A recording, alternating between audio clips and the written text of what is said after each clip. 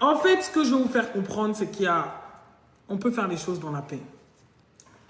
Il y a des moments où on peut s'énerver parce que il y a des choses que seul le feu peut régler. Mais le feu, vous ne pouvez pas le régler, vous ne pouvez pas l'utiliser tous les jours. Et c'est pour ça que je vous ai dit, la raison qui fait que parfois vous n'êtes pas écouté par vos compagnons ou autre chose, c'est tout simplement parce que vous ne mentalisez pas ce que vous dites. C'est que de l'émotion. Et c'est qu'une demande d'attention. C'est que de la demande d'attention. Regarde-moi, je pleure. Regarde-moi, tu me fais souffrir. Vous savez pourquoi je vous dis ça? Parce que je me suis rendu compte qu'il y a des gens qui obéissent à des phénomènes de société. Non, il doit être avec nous. Les enfants sont là. Il faut qu'ils soient là. Et gna gna gna. Donc, premièrement, je pense que chacun doit prendre l'initiative de mettre de côté tout ce qui est lié à la société et de se questionner à titre personnel. Qu'est-ce que ça me fait ou qu'est-ce que je ressens quand ça se passe? Parce qu'il y a beaucoup de pression que vous vous mettez qui ne viennent même pas de vous. Que si personne ne vous voyait, ça ne vous dérangerait pas.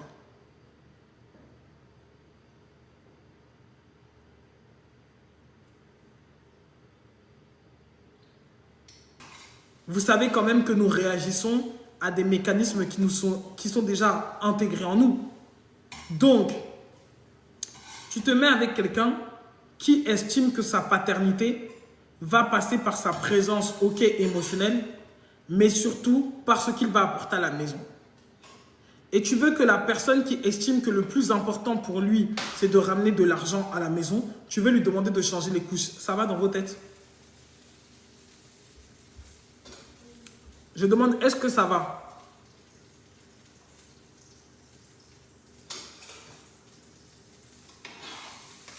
Après, il y a des gens qui vont me dire, oui, moi, j'ai pas, je suis là, je m'occupe de l'enfant toute seule.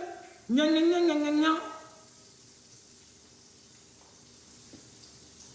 Quand tu faisais le bébé là, est-ce que tu t'es posé la question, vraiment, la personne qui est en face de toi là, est-ce qu'il ressemble à quelqu'un qui va s'occuper de cet enfant? Tu t'es peut-être pas posé cette question. Et c'est nécessaire pour celles qui n'ont pas d'enfant de se la poser. Il y a deux manières de vivre une expérience. C'est de l'accepter comme étant quelque chose de choisi ou de la subir parce que vous avez l'impression que vous devez. Aimer son enfant n'est pas vu de la même façon pour l'un comme pour l'autre. Il y a des pères qui peuvent s'asseoir et changer vraiment la couche de leurs enfants, nettoyer même la maison et ne jamais aller chercher de travail pour pouvoir nourrir cette famille. Donc, excusez-moi, aimer son enfant, ce n'est pas forcément dit qu'on est forcément le parent qui va s'occuper, être là. Il y a des mamans même qui ne sont pas, comme on dit, qui ne sont pas des mamans. Il y a plusieurs types de maternité comme il y a plusieurs types de paternité en fait. C'est propre à chacun. Il y a des mères qui vont estimer que la meilleure façon pour elles d'aimer leurs enfants, c'est de leur donner un environnement épanouissant. Mais ce ne sont pas les mamans qui seront là le soir à prendre l'enfant, à le nourrir ou autre chose. Ces mamans-là, elles vont peut-être te dire non, pardon, que la nourrice s'en charge la nuit. Est-ce que ça veut dire qu'elle n'aime pas son enfant? Non. La problématique qui se pose aujourd'hui, c'est que les mères, sans enlever la responsabilité des pères, c'est que vous oubliez que c'est vous qui portez l'enfant. Donc, plutôt que d'essayer de savoir si ça va faire du bien à l'autre, si vous avez des enfants ou pas, vous devriez vous poser la question si ça vous convient ou si ça ne vous convient pas. Parce qu'au final, c'est toujours de vous qu'il s'agit. C'est toujours de vous qu'il s'agit. C'est-à-dire que le père, même s'il s'en va chercher tout l'argent du monde, même s'il s'occupe de temps à autre de l'enfant, l'enfant que tu vois là, il revient toujours vers la mère.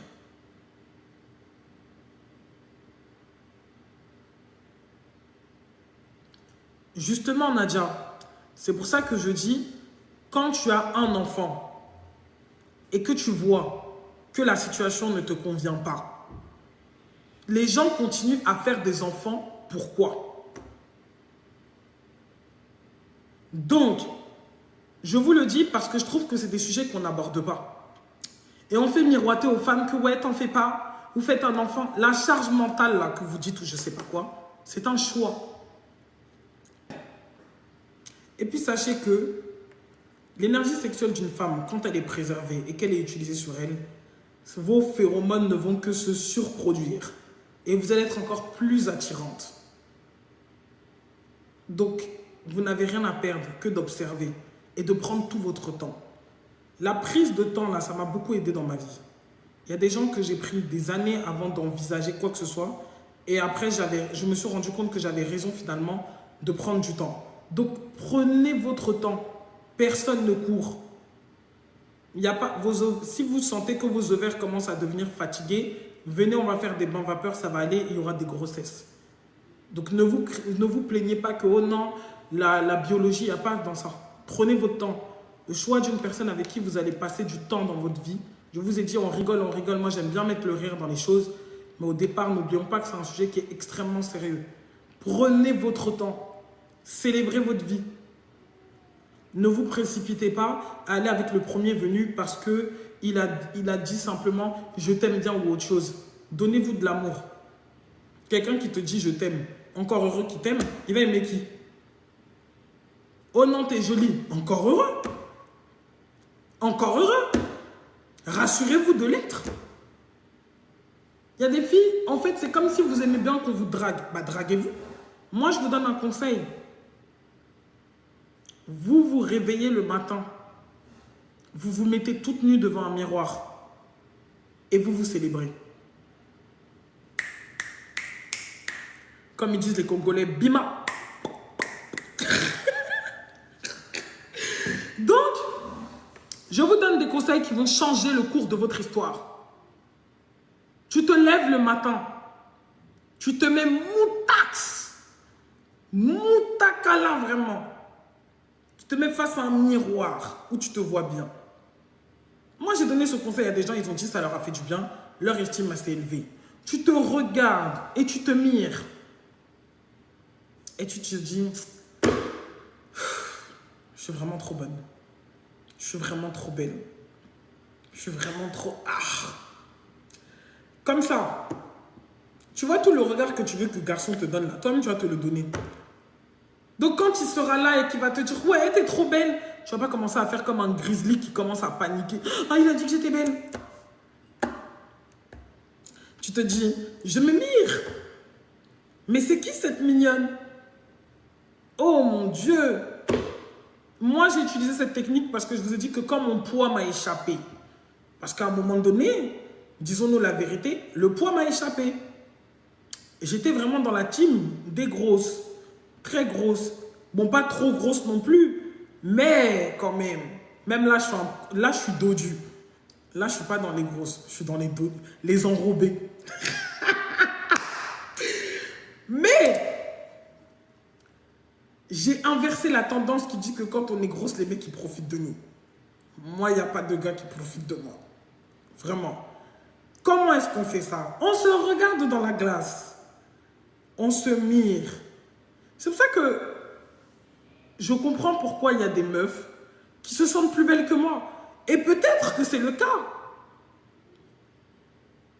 Et elles vont me dire, ouais, t'es comme si tu ressembles à rien. Mais ma chérie, ou ma chère, tant qu'on paye mon loyer, c'est le plus important. Le corps est chargé. Il n'a pas d'odeur. Il n'est pas allé n'importe où. Et il est là et il reçoit. Qu'est-ce que vous voulez que je demande de plus? Qu'est-ce que vous voulez que je demande de plus à l'univers? Qu'est-ce que je dois demander de plus? Oh non, mais toi, t'es pas plus belle que moi, je m'en bats les reins. Moi, j'ai un aphrodisiaque naturel. Et cet aphrodisiaque naturel, c'est mon énergie. Si tu es rentré, tu ne peux pas sortir comme ça et puis tu vas me regarder dans les yeux. C'est fini. Je me mire. Je me regarde dans la glace. Je me rappelle que vraiment, je ne sais pas de qui ça descend, mais ça descend de quelqu'un et ça descend bien. Après, je commence à dire que, hey, je bénis vraiment le jour où je suis né. Après, je commence à me dire, putain, je suis vraiment... Je me désire. Après, je me regarde encore bien comme ça dans la glace, je me dis, non. Même si un jour, quelqu'un me dit qu'il n'y a pas eu d'amour entre mon père et ma mère, il dit que c'est un menteur. Parce que moi, seule ma conception, là, ça a demandé trop d'amour. Je me drague. Je ne drague pas quelqu'un, je me drague. Après, quand j'ai le temps et que je me maquille un peu pour dire que je sais pas quoi, je me love.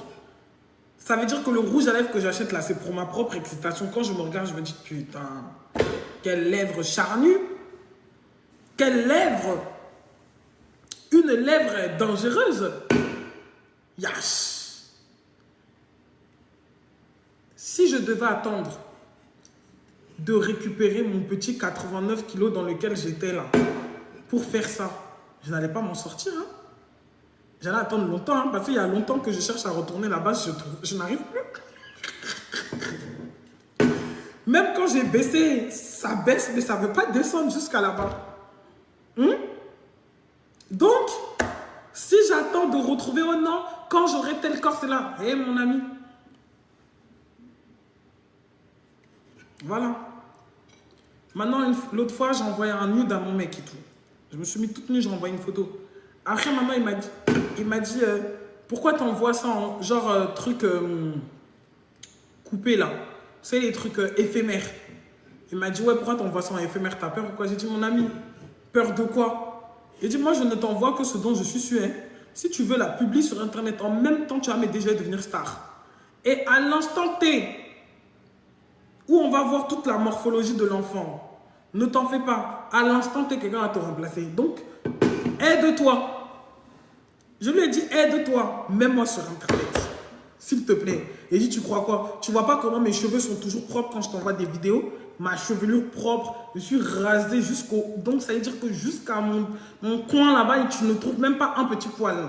On dirait le crâne chauve d'un enfant qu'on vient de raser pour la première fois. Tu me dis que, oh non, comment ça va se passer si ta photo elle arrive sur Internet? J'ai dit, je fais tout ce dont je suis sûr que si ça devient public, j'assume. Et dit donc, envoie, s'il te plaît, facilite-moi la tâche. Quelqu'un va me voir avec un corps vraiment, donc les seins, les fesses, tout, envoie, s'il te plaît. Qu'un homme riche me récupère sur le chemin, se disant qu'il doit vraiment changer le cours de mon histoire.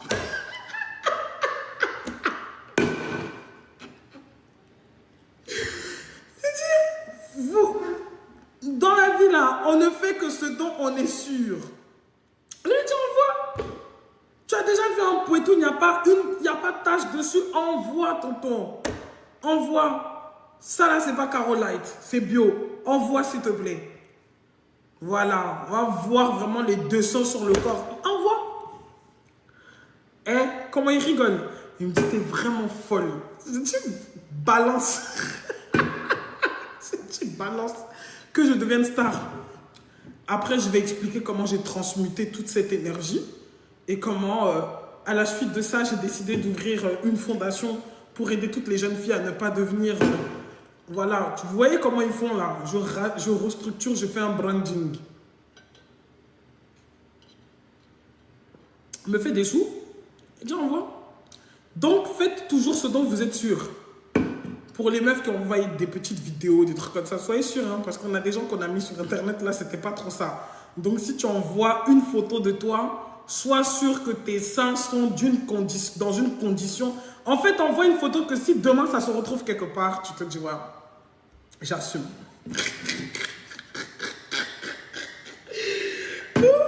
Tu te dis, j'assume. Donc,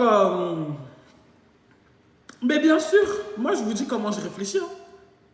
Mais c'est ce que j'ai dit, Naja. J'ai dit, même si ça fuite, j'ai dit, moi, tu peux mettre sur Internet.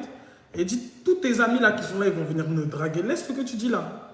J'ai dit, toi et moi, nous savons que cette vidéo ne sortira jamais de ton téléphone.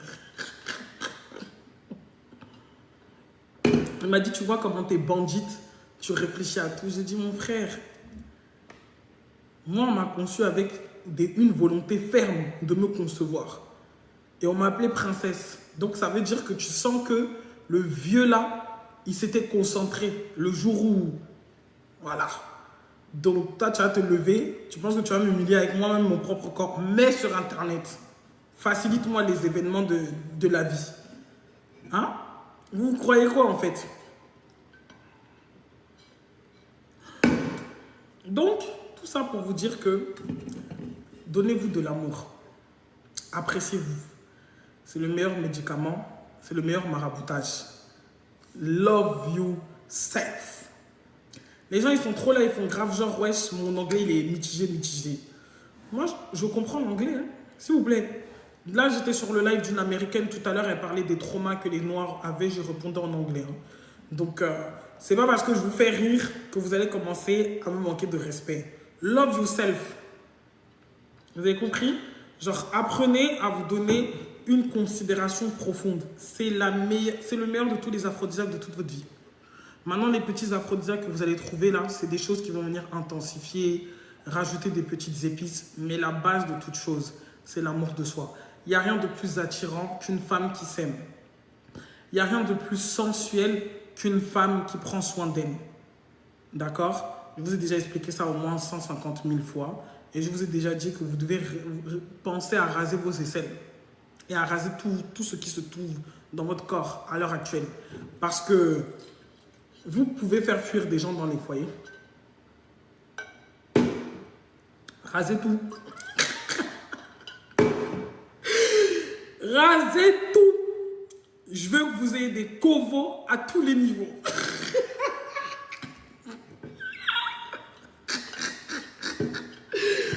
Moi, je vous jure que Chewbacca Moutax, des covos partout. Covo derrière covo, devant covo en haut. Quelqu'un m'a dit l'autre jour, ouais, non, on n'est pas obligé de raser. Ouais, mais il y a des gens qui n'aiment pas, qu'on rase, je sais pas quoi.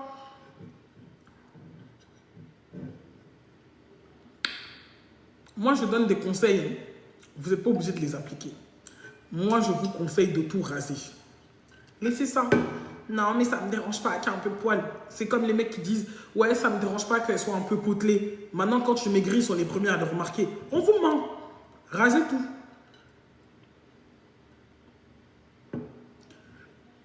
Il n'y a pas de logs.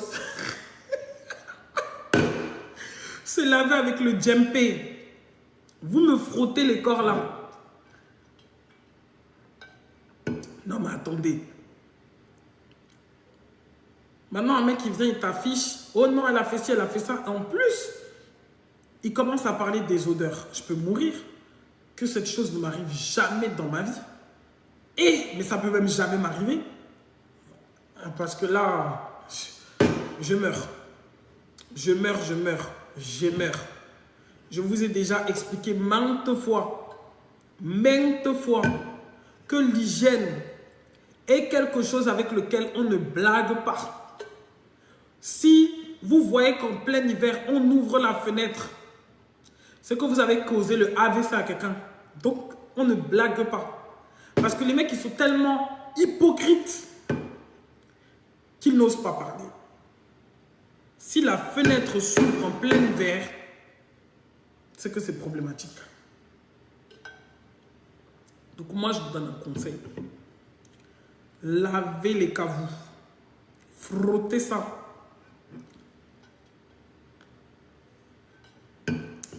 Mais c'est quoi? Fais quoi ou fais quoi? Excuse-moi. Tu veux faire un rituel d'humiliation ou quoi? Hein? Pourquoi les sujets vous emportent comme ça? Est-ce qu'on tente de vous recruter même dans la franc-maçonnerie? Tu veux faire un rituel de... Non, c'est juste que j'ai subi ça. C'est-à-dire quoi? Que quelqu'un a tenté de t'humilier? Mais ma chère, nous on aime bien les story time. Monte, tu vas un peu nous expliquer. Donc en gros, tu es tombé sur quelqu'un qui t'a humilié dans le but d'absorber ton énergie au moment de l'humiliation, c'est ça? C'était un politicien ou quoi?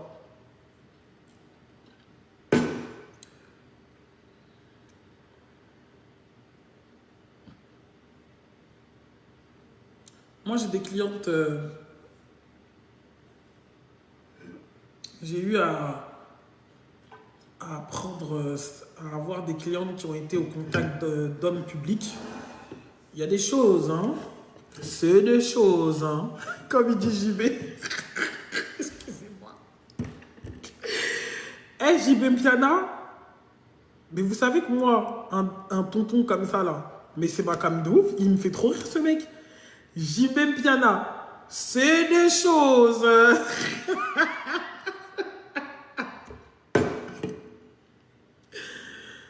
C'est des choses, hein. Apparemment, il y a des gens... Non, mais il y a une question qui m'a été posée. L'autre fois, je parlais avec Brie. Et elle m'a dit, oui, princesse, si maintenant tu es dans ta relation et tout... et en gros, elle m'a parlé de mon mec et tout. Elle a dit, maintenant, imagine qu'il te demande de mettre ton droit dans des zones interdites. J'ai dit, hein? Elle m'a dit, ouais, genre, s'il te demande de faire jeu de main, jeu de... Parce qu'on parlait justement d'une personne publique qu'on connaît. Et vous savez, quand vous êtes dans certaines sphères, il y a beaucoup de choses qui arrivent à vos oreilles. Même ce que vous ne voulez pas que ça arrive là, ça arrive à vos oreilles. Donc, à la suite de ça, j'ai dit, mais... Hein? Que lui va me demander... Je lui ai dit, il me demande ça, je le mets sur le trottoir. Je comprends? Moi, je le mets sur le trottoir, il bosse pour moi. Ça va pas ou quoi? Vous croyez que genre, un matin, si moi je découvre que mon mec, genre, c'est un gay, et genre, moi, je vais venir sur Internet pour dire, ouais, non, mais là, je comprends pas, je me suis marié avec quelqu'un, il m'a trompé avec un homme. Mais vous avez vraiment pété les plombs. Je deviens son proxénète.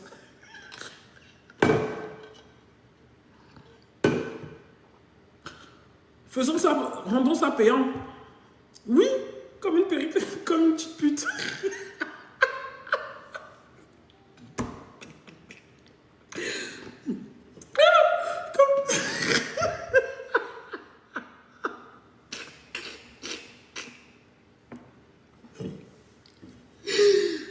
Si il y a des meufs qui m'écoutent, ça, vous êtes peut-être dans une relation. Il y a quelqu'un qui a dit tout à l'heure que son mec il la trompe.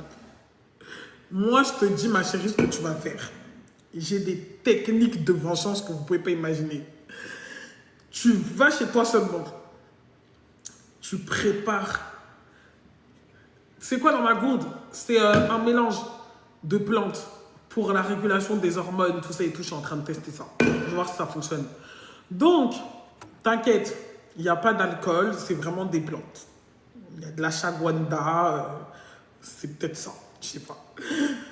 Donc, il y a toujours quelqu'un qui aura besoin d'entendre votre histoire. Ça, c'est un truc, c'est un fait. N'ayez pas honte de parler, de transmettre votre savoir, d'essayer, de réessayer. Ok, les amis, j'ai fini ma tournée. Je pense qu'il n'y a plus d'autres questions. Nous pouvons aller dormir. Il est tard. J'ai besoin d'aller lever. Quel est le nom de votre Telegram? J'ai dit le Telegram. Vous allez sur TikTok. Dans la biographie, il y a le lien du Telegram. Tu vas, tu cliques. Sinon, le Telegram, c'est Princesse Chassis. My name on my first name. Princesse à l'état civil, s'il vous plaît. Mukolo Pemba. J'en peux plus. Eh, vas-y, je me tire. Clique seulement. Oh, toujours les choses comme ça. Bonne nuit.